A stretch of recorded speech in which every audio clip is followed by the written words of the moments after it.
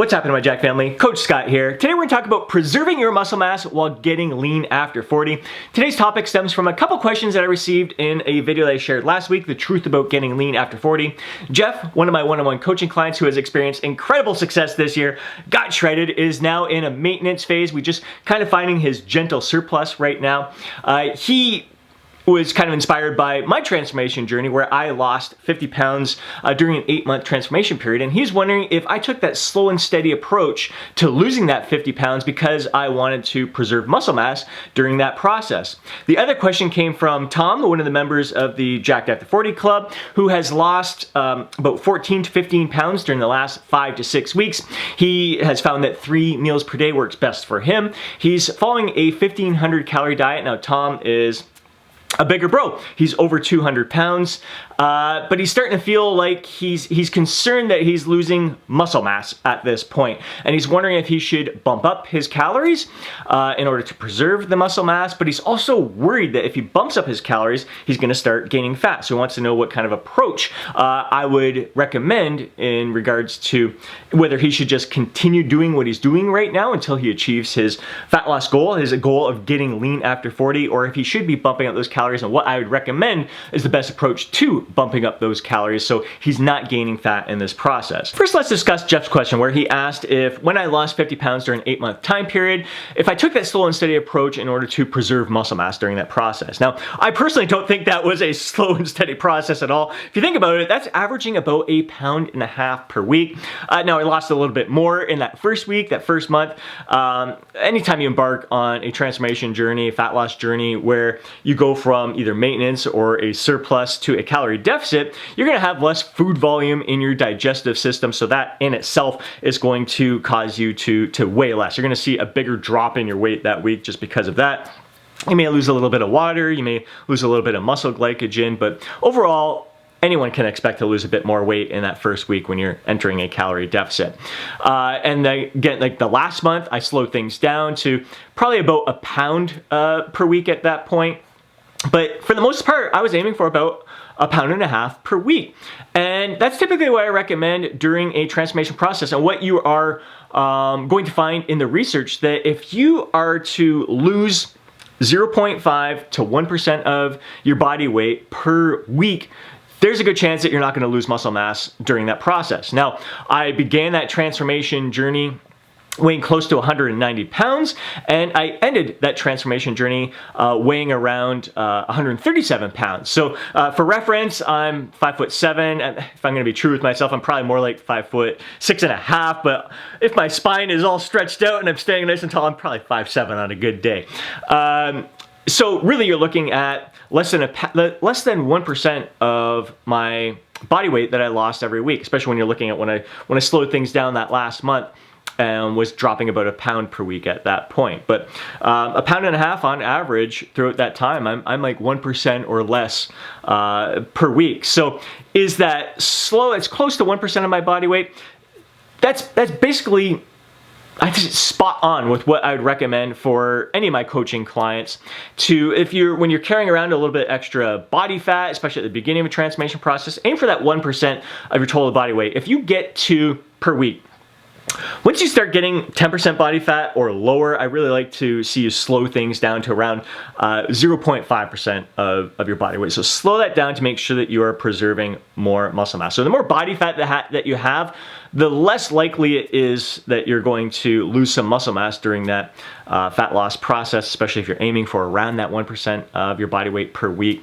But as you get leaner, you have less body fat, there is a greater risk that you're going to lose some muscle mass during that process, which is why it's best to kind of slow things down at that point to about 0.5% of your body weight. So overall, I don't consider 1.5 pounds per week slow and steady, especially for a guy my size. I think that is as aggressive as I would ever recommend anyone be with their cutting phase. Now let's address Tom's question where he has lost 14 to 15 pounds during the past 5 to 6 weeks, consuming 3 meals per day, 1,500 calories. And he's starting to notice, like today he noticed, man, I think I'm losing some muscle mass right now. Should I be bumping up my calories? And if so, what would I recommend? Like, how do I recommend him do that? Because he's really worried that he's going to gain fat if he starts bumping up his calories here. So Number one, again, like Tom is over 200 pounds, so he's averaging, you're looking at over 2 pounds per week, which is probably close to 1% of his total body weight. Chances are, again, like he lost more of this, more of the 14 to 15 pounds came in that first week. So you're gonna expect larger rates of weight loss during that first week, and then slowed it down to, I'd say, right around that, or even less than that 1% total body weight per week. So chances are he's not losing muscle mass during this process. He's within that target range there. A couple things that you need to consider. Yeah, you look at 1,500 calories per day is low for a guy his size, but we gotta, everyone is different. You can't go based on calculations. You can't go by what works for one person or another. Like how we respond to a calorie deficit, how we respond to like all our maintenance level calories, it's gonna be individual to ourselves. There's so many factors that come into play. Our overall lifestyle is a huge one for sure. Metabolic rate is gonna vary from person to person. So you can't just look at, oh my God, 1,500 calories, that's ridiculous for a guy his size. What's most important is, how is your body responding to that? And if he's losing, Tom, if you're losing like around that 1% of your body weight per week, I mean, that is freaking awesome. And if you have days where you want to bump things up, have a little refeed, get it up to maintenance level calories to make sure you're, again, sticking with it, it gives you a little mental diet break, it gives your body a little break. It's not gonna, like, there's still some mixed research on refeed days and how that's gonna preserve muscle mass. But if 1,500 calories is working for you, the 3 meals per day, and it's been allowing you to make consistent progress week after week, and you're feeling fine, it's not having, it's not interfering with your overall lifestyle, you find that you're thriving and it's getting you to achieve your goal quicker than to slow things down even more, I say freaking stick with it. If all is going well and you're experiencing the results that you want, stick with it. Now, the result that you're kind of not happy about right now is that it's appearing that you're losing muscle mass, and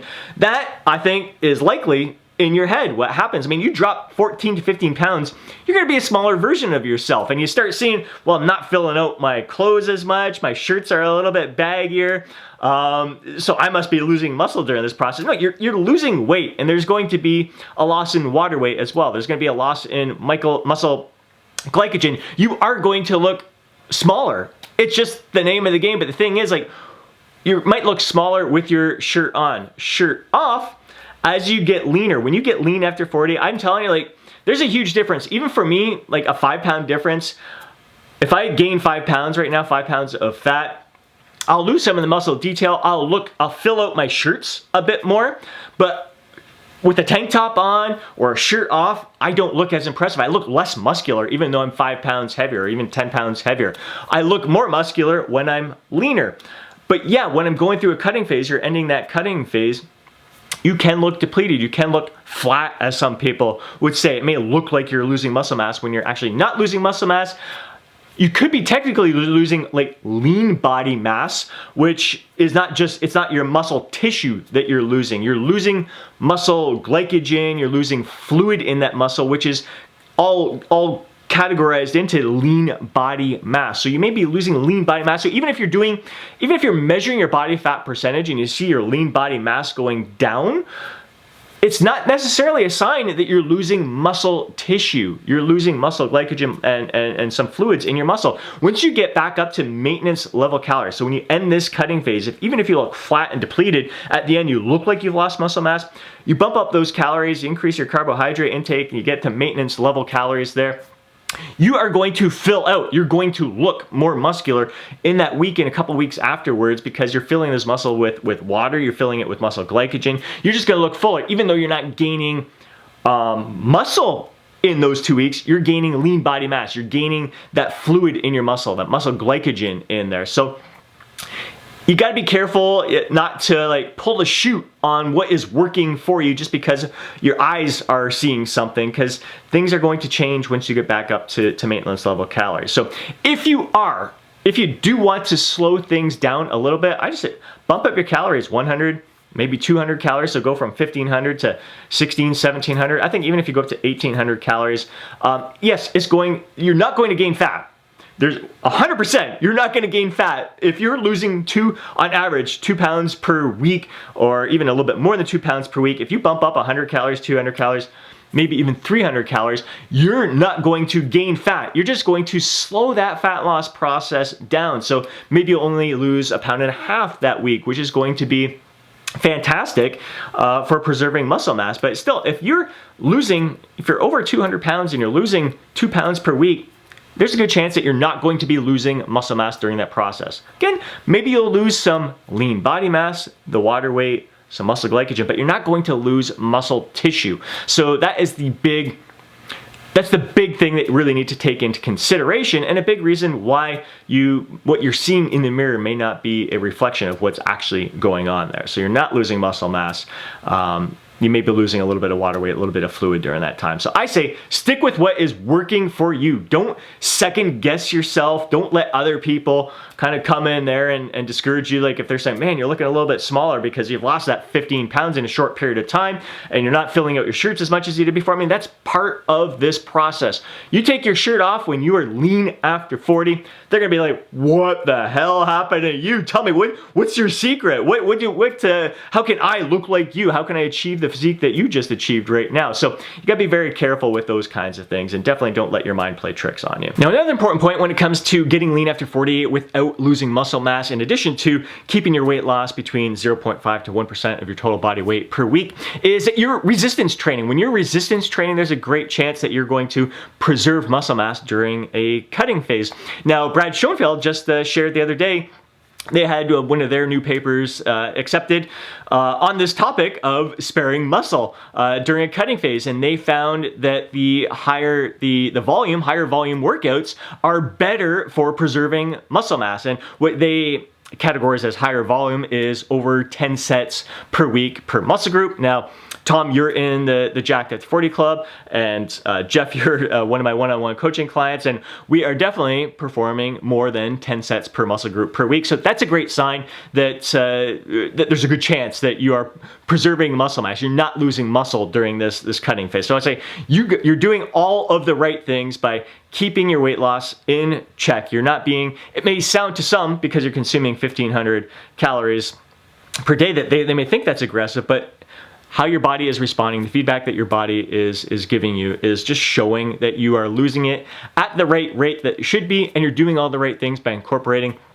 the adequate amount of training volume in your week in order to preserve that muscle mass. Now, probably the most important point out of all of it is making sure that you're getting an adequate amount of quality sleep each and every night, and that you are doing your best to recover throughout your workouts. So managing your stress, getting an adequate amount of sleep, and making sure that out of those 1,500 calories that you're consuming some like nutrient-rich foods, providing your body with the proper fuel to allow you to perform and feel your best. So I hope you guys benefit from this discussion here. I hope you found value in my response to both Jeff and Tom here, and I look forward to hearing your thoughts and insights down in the comment section below. So share your thoughts, share your insights, share your feedback, share your own personal experience with me. And if you know a fellow bro who would benefit from watching today's video, please do him a favor, share it with them. And if you really did enjoy today's video, please do me a favor and smash that thumbs up button. I really appreciate it. It really helps this channel out a lot. And before you go, don't forget to download your free guide, Jacked After 40, for